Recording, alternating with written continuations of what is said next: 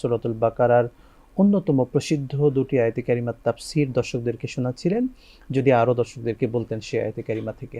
এই আয়াতের দ্বিতীয় অংশে বলেন ওয়ালা তাত্তাবিউ খুতুওয়াতিশ শায়াতিন, যে তোমরা শয়তানের পদাঙ্ক অনুসরণ করো না।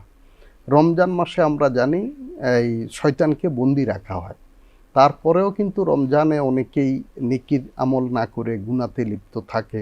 এর কারণ হলো যে শয়তান যে গত 11 মাস যে প্রভাব বিস্তার করেছিল তার কিছু প্রভাব তখনও থেকে যায়। দ্বিতীয়ত শয়তানের বিভিন্ন ধরন আছে। আমরা দেখি সূরা নাসের শেষ আয়াতে বলা হয়েছে মিনাল জিন্নাতি ওয়ান নাস, জিন শয়তান এবং মানুষ শয়তান। ইউসুফের মধ্যে 13 পারার প্রথম পৃষ্ঠার প্রথম লাইনে বলা হয়েছে যে ইন্নান নাফসাল্লা আম্মারাতুম বিসু, নফসে আম্মারা মানুষকে পাপের দিকে আকৃষ্ট করে। তো জিন শয়তান, মানুষ শয়তান এবং নফস শয়তান, রমজান মাসে জিন শয়তানকে বন্দি করা হয় কিন্তু মানুষ শয়তান বন্দি হয় না। মানুষ শয়তান কিভাবে চিনব? মানুষ শয়তান চেনার উপায় হলো যে নেকির কাজ তার কাছে ভালো লাগে না, গুনার কাজ তার কাছে ভালো লাগে, বা গুনার প্রতি সে আকৃষ্ট, গুনার প্রতি অন্যকে আহ্বান করে, তারা হলো মানুষ শয়তান।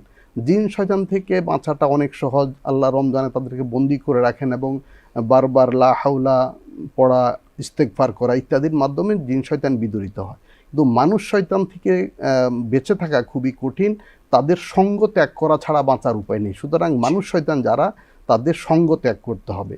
আর নফস শয়তান থেকে বাঁচার উপায় হলো বেশি বেশি নফল ইবাদত করা। কারণ হাদিস শরীফে আছে যে শয়তান মানুষের কলবের পাশে উৎপেতে থাকে। ইজা জাকার আল্লাহ খানাসা ওইজা গফলা ওয়াসওয়াসা, যখন মানুষ জিকিরে থাকে, নফল ইবাদতে থাকে, তখন শয়তান বিদূরিত হয়, দূরে সরে যায়। আর যখন মানুষ গাফিল হয়, ইবাদত থেকে সে উদাসীন হয়, তখন শয়তান তাকে ওয়াসওয়াসা দেয়। সুতরাং আমরা এই শয়তানের পদাঙ্ক অনুসরণ করা থেকে বাঁচার জন্য আমাদের সর্বদা জিকিরে থাকতে হবে, নফল ইবাদতে মশগুল থাকতে হবে। নিজের অকল্যাণ, সমাজের অকল্যাণ, মানুষের অকল্যাণ, এটাই হলো পাপ। আর নেকি বা সওয়াবের কাজ ইবাদত হইল যা কল্যাণকর, মানুষের কল্যাণ, পরিবারের, সমাজের কল্যাণ, নিজের অকল্যাণ।